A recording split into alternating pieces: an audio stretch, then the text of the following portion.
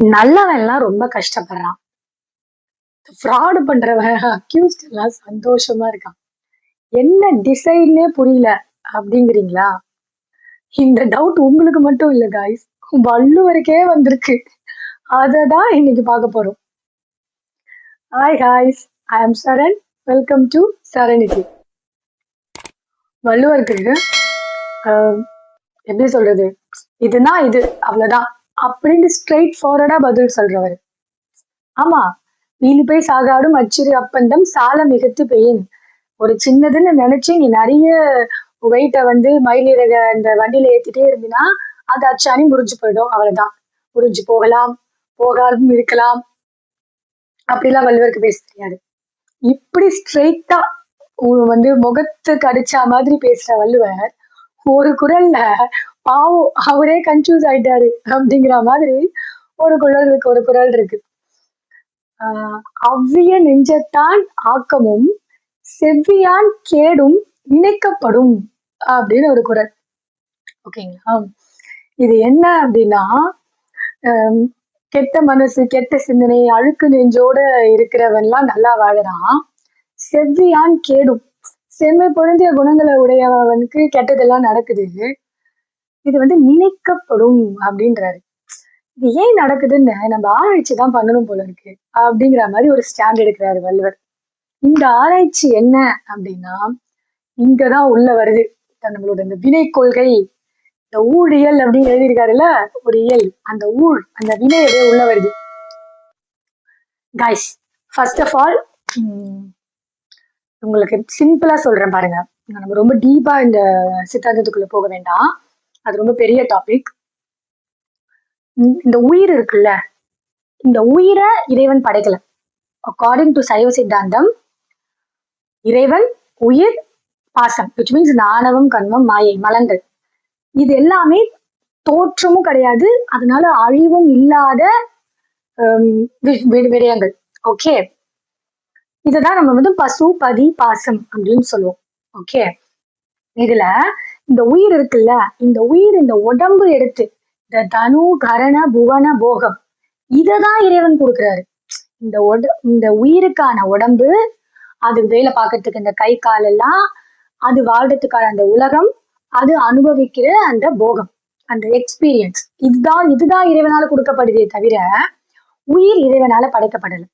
எது ஒண்ணுத்துக்கு தோற்றம்னு இருக்கோ அதுக்கு கண்டிப்பா அழிவுன்னு ஒண்ணு இருக்கு. ஓகே, இந்த உயிர் தோன்றல, அதனால இதுக்கு அழிவும் கிடையாது. இதுதான் கான்செப்ட். இப்போ இதை அண்டர்ஸ்டாண்ட் பண்ணிக்கிறதுக்கு இந்த வினைக்குள்ள வாங்க.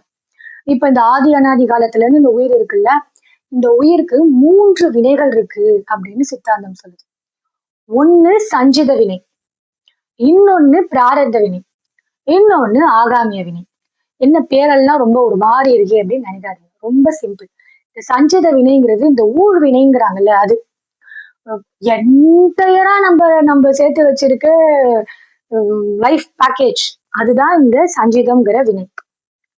இதுல பக்குவப்பட்ட வினைகளை எடுத்து இறைவன் நம்மளுக்கு கொடுத்து இந்த உலகத்துக்கு போ, இந்த எக்ஸ்பீரியன்ஸை கெயின் பண்ணிட்டு வா அப்படின்னு அனுப்புறாரு பாத்தீங்களா, அந்த வினை தான் பிராரத்த வினை.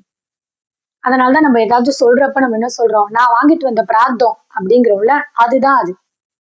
ஓகே, அப்படி இதை எடுத்துட்டு நம்ம இங்க வந்தோமா, வந்த நம்ம அந்த வினையெல்லாம் கழிக்கிறதுக்கு துப்பு இல்லாத இன்னும் என்னென்ன ஃப்ராடு வேலை, அக்யூஸ்ட் வேலை எல்லாம் செய்ய முடியுமோ செஞ்சு நாம ஒரு வினையை சேர்ப்போம் பாத்தீங்களா இந்த பிறப்புல, அந்த வினைக்கு தான் ஆகாமியம்னு பேரு. ஓகே, இது எதிர்வினை நம்ம சேர்த்து வச்சிருக்கிறது. இந்த குட்டியா ஒரு கதையில சொன்னா உங்களுக்கு புரியும். ஒரு பயங்கர பணக்கார அப்பா என்ன பண்ணாரு, தன் பிள்ளைகிட்ட கூப்பிட்டு ஒரு மூட்டை நிறைய காசு கொடுத்து, போ இந்த காசெல்லாம் செலவு பண்ணிட்டு வா அப்படின்னு அனுப்பி வைக்கிறாரு. ஓகே அப்படின்னு அதெல்லாம் வாங்கிட்டு வந்த பையன் என்ன பண்ணா, வந்த இடத்துல அந்த காசெல்லாம் செலவு பண்றதுக்கு பதிலா அதை டபுள் ட்ரிபிள் மடங்கா மாத்தி திருப்பி எடுத்துட்டு அவங்க அப்பா கிட்டேயே போய் கொடுத்தானா. அதேதான் கைஸ் நம்ம பண்ணிட்டு இருக்கோம். இறைவன் நம்ம அந்த சஞ்சிதத்துல இருந்து பக்குவப்பட்ட, இறைவன் பெருங்கரனே ஆளல் இல்லையா, மொத்தத்துக்கு நம்ம மண்டமேல போட நமக்கு கஷ்டமா இருக்கும்ல, அதனால பக்குவப்பட்ட வினைகளை மட்டும் எடுத்து நம்மளுக்கு கொடுத்து இந்த பிறவி எடுத்து போ எக்ஸ்பீரியன்ஸை கெயின் பண்ணு அப்படின்னு அனுப்புறாரு. எதுக்காக? அந்த வினையெல்லாம் கழிச்சிட்டு நம்ம பேட் ஹேண்ட்ஸா திருப்பி போவோம். ஏன்னா திருப்பியும் கொடுக்கறதுக்கு தான் சஞ்சீதம்ல இருக்கே. ஆனா நம்ம என்ன பண்றோம், திருப்பியும் அதுல அதிகமா சேர்த்துக்கிட்டு சஞ்சீதத்தை கொண்டு போய் +1 அப்படின்னு ஆட் பண்றோம். ஓகே, இந்த பிளேவை தான் சைவ சித்தாந்தத்துல வினை கொள்கை அப்படிங்கிறாங்க. இப்போ சஞ்சீதமே மலை மாதிரி இருக்கு, அதுல பக்குவப்பட்டதுதான் எடுத்து இறைவன் பிராரத்தம்னு கொடுத்து அனுப்புறாரு. அதுல நானும் இன்னும் என் பங்குக்கு அதிகமா சேர்த்துக்கிட்டு போனேன்னா, இந்த ஒரு அடி ஏறினா 2 அடி சறுக்குச்சுன்னா நான் எப்பதான் கரை போய் சேர்றது அப்படிங்கிற டவுட் உங்களுக்கு வரும். கரெக்டா? இப்பதான் இதுக்குள்ள இந்த சாதனா அப்படிங்கிற விஷயம் உள்ள வருது. நம்ம பண்ற தானம், தவம், இறைவனை நோக்கி நம்ம செய்யற எல்லா அறச்செயல்களுமே கொஞ்சம் கொஞ்சம் கொஞ்சமா நம்மளுக்கு இந்த ஆன்மாவை முக்தி அடையறதுக்கான வழியை கொடுக்கும், முதிர்ச்சியை கொடுக்கும். அப்படி ஆன்ம முதிர்ச்சி அடையும் போது இறைவன் குருவா வந்து நம்ம முன்னாடி நின்று நம்மள ஆட்கொள்வாரு. அப்படி குருவா இறைவன் நம்ம முன்னாடி வந்து நிற்கும் போது நம்மளோட சஞ்சீதம் எல்லாம் இப்படிங்கிறதுக்குள்ள போயிடும். அது மட்டும்தான் காய்ஸ் இந்த வினை ஒடுங்கி அழிஞ்சு போறதுக்கு ஒரே பாசிபிலிட்டி, வேற ஒண்ணுமே கிடையாது. எஸ், இறைவன் திருவருள் கொண்டு மட்டும்தான் இந்த வினைய நம்மளால கடக்க முடியும். ஊழ் அவ்வளோ ஸ்ட்ராங்கா அப்படின்னு நீங்க கேட்டீங்கன்னா, yes, coming back to the same Valluvar, ஊழ் அப்படிங்கிற அதிகாரத்துல ஊழின் பெருவழி ஆகுல அப்படின்னு எழுதியிருப்பாரு. ஆமா, ஊழ் தான் இருக்கிறதுல ரொம்ப வலிமை. ஏன்னா அது நீ சேர்த்து வச்சிருக்கிறது. ஓகேவா?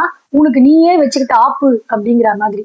அதனாலதான் சுந்தரமூர்த்தி நாயனார் கைலாயத்துல இருந்து, இல்ல நீ இந்த 2 பேரை ஆசைப்பட்டுட்ட, அதனால கீழே போய் இந்த 2 பேரை கல்யாணம் பண்ணிக்கிட்டு வாழ்ந்துட்டு அதுக்கப்புறம் வந்து என் அடி சேருன்னு இறைவன் சொல்றப்போ அவர் ஒரே ஒரு ப்ராமிஸ் கேட்டாரு இறைவன் கிட்ட. என்னென்ன? நான் கீழே போறேன், இந்த வினை பொருட்டு இப்ப நான் கீழே போறேன். ஆனா கீழே போனதுக்கு அப்புறமா எனக்கு என்னோட புது வினை, எதிர் வினை அதிகரிக்க கூடாது. அப்படி நானே என் ட்ராக் மாதிரி போற மாதிரி தெரிஞ்சதுன்னா நீ வந்து என்னை தடுத்தாட்கொள்ளணும், சத்தியம் பண்ணி கூட நான் போறேன் அப்படின்னு கேட்டார். அதனாலதான் இறைவன் திருமணத்தை நிறுத்தி சுந்தரரை தடுத்தாட்கொண்டார். எல்லாருக்கும் தோணும், கல்யாணத்தை நிறுத்தி ஒரு கூட்டு போயிட்டு அப்புறம் ஏன் 2 கல்யாணம் பண்ணிக்கிட்டாரு அவரு அப்படின்னு. இதுதான் ரீசன். அவரு கல்யாணம் பண்ணிக்க வேண்டியது வேற 2 பேரை, அதுக்காக தான் அவர் வந்திருக்காரு. அதை விட்டுட்டு இவரு புதுசா இன்னொரு பொண்ணு கல்யாணம் பண்ணாரு வச்சுக்கோங்களேன், அது ஆகாமியத்துல போய் முடியும். அது நடக்கக்கூடாதுன்னு தான் அவரு கேட்ட ப்ராமிஸ்க்கு இறைவன் பெருந்தருணை பண்ணி அவரை தடுத்து ஆட்கொண்டு கூட்டிட்டு போனாரு. எஸ், ரொம்ப அழகா சொல்லுவாங்க சைவத்துல, ஞானசம்பந்தரை பாலை கொடுத்து ஆட்கொண்டான், நாவுக்கரசனை சூளை கொடுத்து ஆட்கொண்டான், சுந்தரனை ஓலை கொடுத்து ஆட்கொண்டார் அப்படின்னு. ஆமா, நம்மளோட ஆன்மா முதிர்ச்சி அடைஞ்சதுன்னா இறைவன் குருவா ஏதாவது ஒரு ரூபத்துல வந்து நம்மளை கண்டிப்பா ஆட்கொண்டு அருள் செய்வார். அப்படி மட்டும்தான் இந்த பிறவி பெருங்கடலை நம்மால் நீந்த முடியும். இந்த ஊர்ல இருந்து வினையில இருந்து நம்மளால எஸ்கேப் ஆக முடியும். That's it guys. So started practicing. ஒரு நாளும் நேற்றைய விட 1% கூடுதலா அறத்தை செஞ்சுக்கிட்டே இருப்போம்.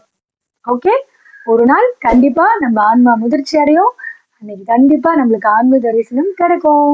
இதுதான் வள்ளுவர் சொன்னாரு, ஜோதி தரிசனத்தை வெளியே தேடாதீங்க, உங்க உள்ளுக்குள்ள தேடுங்க அப்படின்னு. Think about it guys.